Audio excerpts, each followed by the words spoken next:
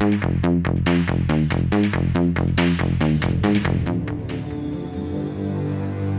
folks, Chris Waters here at GDC, sitting down with Ted Brockwood at Calypso to talk about Demonicon. Ted, thanks for having me here. Thank you for coming by. So Demonicon, this comes from a license that's huge in Europe, but maybe not a lot of Americans might know about it. Can you tell us a little about the Dark Eye and sort of the world this is set in? Sure. The Dark Eye is, as you said, a very big license in Europe. It's their version of Dungeons & Dragons. Whereas Dungeons & Dragons is huge here as a tabletop RPG. In Germany and Europe, it's all the Dark Eye. Okay, so what you guys are doing here with Demonicon, though, is taking a game, putting it in that world, but this is not a tactical role-playing game. This is a brawler. We're going to get into some action pretty shortly here.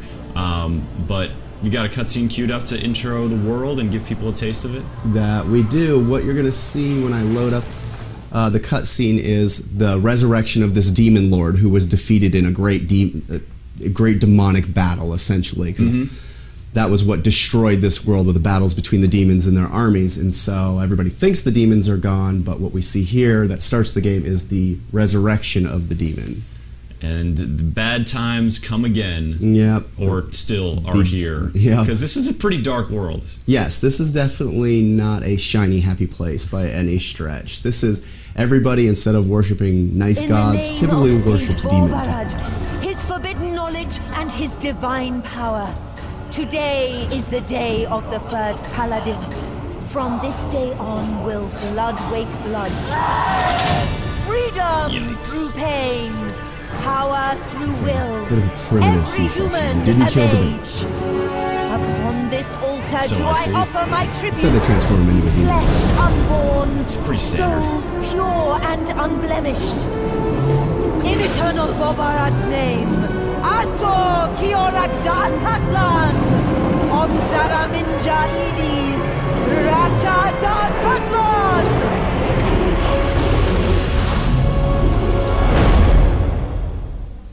Wow.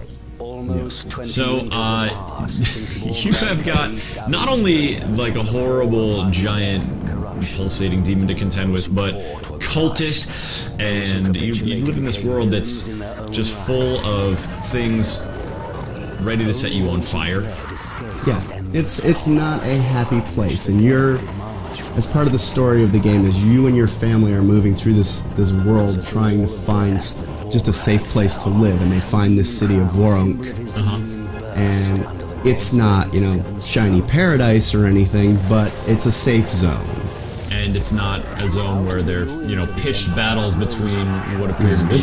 This is one of the pitched battles that started all the problems. Okay, so we're getting a little bit of backstory here. That dude's getting a little bit of an axe to the face. Some troll uppercuts. So this is, but once you get into, you know, actually playing, you are a character and you are sort of adventuring through the world, trying to carve out a safe place, or trying to make a living. Yeah, you're kind of trying to survive with your family in the game world, and that's really one of our big differentiators between us and most of the third-person action genre is we're going really deep into story. We're especially tying it in that the story is your family. You're trying to keep what's left of your family, which is you, your sister, and your father, who's this grizzled, beaten war veteran. You know, you'll find he's missing his leg, and he's always in a bad mood. You're trying to keep them together and just survive in this world. And so, for example, in this level that's loading, what we've got is your sister was promised to the local duke as his bride. You know, that seems like a good way to secure your place in exactly. the town. They figured, you know, that's it. We become citizens immediately. If she marries him, well, she disappears into the caves, and you think it's because she doesn't want to marry him. She got cold feet. Yeah. As the player goes through, they discover that, no, it's actually, there was this monster that's been raiding the town, this cannibal, and she decided she was going to be the brave adventurer and go in and kill it, and instead she's lost in the caves. Whereas you come in here and you're like, oh, why did my sister go and do this? You know, she's that afraid of getting married. Yeah. Little did you know, being a brave adventurer runs in the family, and now you've got to go in here and rescue her, or just figure out what's going on. So, you know, you're sort of in this world. You got your arsenal. You got a sword there on your belt. Are you gonna kill this thing? Oh yeah, we got some of the early monsters, the wolf lizards, so they're armored wolf, and you can see we're building up combos to the right. That'll be more valuable later on as you unlock skills. This is really early in the game, but sure. As you start going down the skill tree, you unlock cooler combos, a lot more, you know, just damage dealing cool stuff. Also, as you kill things, you power up your magic abilities, because in this game world, we don't have separate wizards and clerics and that sort of thing. It's all wrapped in your character, and it's just how you go down the skill tree. You could get a little bit of magic user and a little bit of cleric and a lot of fighter, or however you want to mix that up. But you're a one-man walking party. Yeah, where in, you know, a D&D type game, a Dark Eye game, you would have a party of complementary abilities. You're the show here in Demonicon. Yeah, you don't need anybody else's stinking help. You've got it all to yourself. This is just a cutscene where, you know, Dad's talking to you. I will say, as you can see, it does say it's alpha build. This is pretty early, so you may notice a few weird lighting and animation effects. You guys when are you aiming for release for this? We're aiming for October of this year. Okay. So, but this is, you know, there's a lot of this that goes on in Demonicon, because you got, like you said, you guys are very story focused, and here we've got a little conversation wheel. Are you making choices as well? Yep, and our choices do actually mean something. They'll take you through the storyline. Along with that, they give you your subplots that you'll have to deal with, your subquests and whatnot. And the way we've built the conversation wheel, as you can see on the right-hand side, we've got a couple options. On the left, we've got just more info. Sure. Well, the way that works is the right-hand side are decisions that will affect the game. Yep. The left-hand side is just simply, hey man, sum this all up for me. I want to go kill the next thing. Oh, really? Okay, so it's so not it gives so much, you just information. Yeah, it's not so much fill out the world for me, like tell me more, elaborate, give me more context. It's let's move this along. I need to take care of business. It's kind of both. It will give you more info, but it also just keeps things moving without you having to think too much. If you just wanted to treat it as a brawler, that'd probably be the way you go through things. All right. So what's your? Yep. So this is just when you're right, Dad. Yeah, this is when Dad's in here arguing. You know, why did she run off? Was it really the marriage thing, or was it something else? And I'm going to kind of speed through this a little bit. Okay. Look, listen to me. And that's why she's not here. Don't tell me she's here with a man. Falk wants a virgin. Nothing like a little discussion on the bride's virginity. You know, sure. This is old world My after sister all. is a virgin. Yeah. This is my favorite conversation topic. Bet you haven't seen that in a discussion wheel before. Not so much. All right, so you've got your, you know, your lopsided gear on here. That's your strong side. Talk to me about character customization in terms of gear and stuff you acquire as you go ahead. Sure. I can actually pull that up as soon as Dad walks away here. So we've picked something up on the ground, some loot from our dead wolves. A half-digested dagger. That will come in handy. Yeah. So we can go into character management, and you can see we have your common stats that you would roll for a character in a game. Sure. Other stats like your vitality is your health, your essence is your magic power or your mana. So the more you have, the better, or the more spells you can throw out there. And you can build that back up. It'll build up over time, or it'll recharge as you kill monsters. Okay. So we give you different ways to get that energy back. All right, well, let's see. So these are combat skills that you can unlock. Yep. The combat skill tree here, so things like parrying and dodging. And then here's your magic menu, or what they call the gifts, because you have the demonic gift. It's such a nice term. In this game world, again, this is a dark world where they mostly worship demons, and the war was about which demon needs to be the boss. And that's what we unlock in this tree as you earn experience and level up. Well, speaking of family, let's go see if we can get our sister rescued here. On this one, I will give you a heads up, definitely early, so some of the graphics are a little bit off here. You might notice when he pukes blood on Eleanor, for example, it comes out of the side of his head.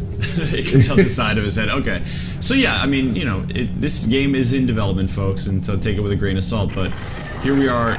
Is this your sister? Yep. Wow. So you found her in the caves, and she tells you about, oh, I found out where this evil cannibal is, let's go get him. Yeah, she's no demure, blushing, not at all. timid lady. She's been living in this demonic infested world just along with you and Dad, so. And apparently she's a little bit mad about cannibals. So see the placeholder blood barf, everybody. Yeah. And he blows his face full of blood on her, which paralyzes her, and now you jump in. Wow, and you got mad. Yeah, when he gets mad, the demonic influence shows right away in his face. And so now it's combat time. We've got, so this is a boss fight, and we've got the big boss and sort of minions to slay here. Yeah, so the minions are there to help you keep charging up your mana bars. Yeah, so we're seeing the plus decimals to essence. That's the mana that's charging up. Yep. If I can get out of range. Let's see some ice lance or something.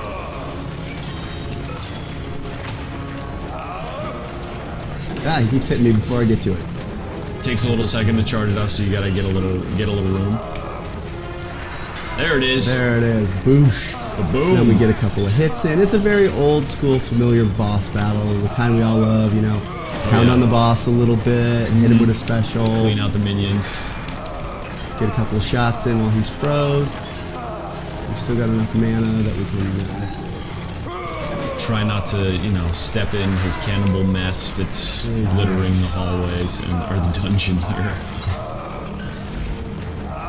So he's a little bit bigger than you or anyone else. Is this sort of, you know, you guys play with a sort of scale in this kind of demon world? There's a bunch of, I mean, obviously this dude's got a little more going on than just being a normal human. Yeah, so he's probably got a little demonic possession that happened to him, and it made him really big. So now that we're going for the next round with him, he's got actual, you know, he can throw stuff out. He's got his own magic that he's throwing at us. And he's putting the hurt on you, Ted. I know, and Ted needs to run for the hills. You got your little blood situation impinging on your view. Yeah, you can see that's the way you tell real fast that your hurt is. Oh, you made him barf on his boss. Barf-centric powers here. Yeah. Demonicon. I mean, that's a pretty demonic thing, just sort of spewing stuff. Totally. Well, I'm going to jump out of here, but that just gives you an idea of the very basic early combat, and as you play the game, you're going to get a lot more powers, a lot more dramatic stuff. You know, kind of that Devil May Cry, lots of fancy, stylish moves, the more you unlock. Alright, through the magic of save games, we have transported ourselves to... Where are we, Ted? We are in the swamp level of the game, which is yet another quest area, and just to kind of show off, you know, some of the lighting that we're going to have. This is early, so the lighting is going to get even more advanced than this, a lot more dynamic, a lot more adjustments to the character animations, but you can see a lot of detail here. The swamplands themselves. This doesn't look like a place that like I'd maybe choose to go at night.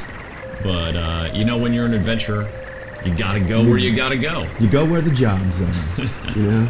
And actually, you can see, you were asking earlier, you can see the red tint to the sword now. Yep. Because now that's powered up. And one of the other things I should mention, actually, is we have a crafting system in the game. Yeah.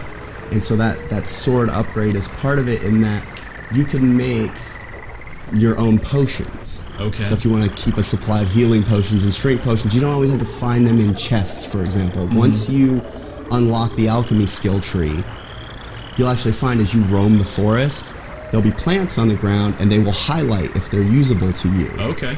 And so you can pick that up, put it in your bag, and then later on, when you got some time, go in and mix them up using the alchemy skills and make your own potions. Whip up a Dark Mother's Wound Balm real quick, and then you're on your way. Yep, and there's actually, along with potions and poisons that you can build, and here we have stimulants. Along with that, there's ointments. Okay. As weird as that sounds, there's weapon ointments. Oh yeah, it's basically an oil. You smear that on that sword, and suddenly it's powered up for the next 5 minutes with, say, not just poison, but it might just increase its to-hit ability or its general damage. Something to give you a little edge in combat. Yeah. A little sword pun there. That was terrible. I'm sorry.